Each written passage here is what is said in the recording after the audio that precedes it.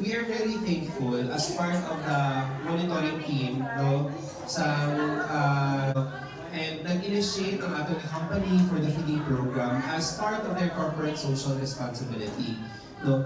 So, habang kita nag-progreso bilang isa ka barangay, bilang isa ka munisipyo, hindi natin dapat pwede kalimtan ang progreso, dapat makita natin una sa mga tao. Thankful that the company is well guided with the principles of sustainable and true na feeding program.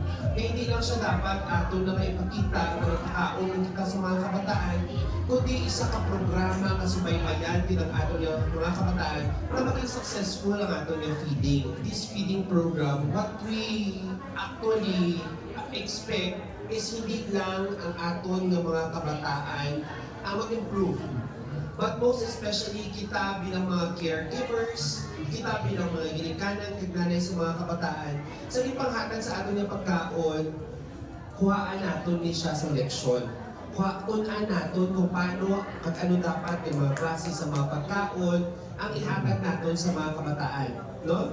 Kaya at the end of the day, after 90 days na feeding natin, responsibilidad nyo again bilang mga ginikanan ang pagpakaon sa tama at masustansya na pagkaon para sa ato ng mga kabataan.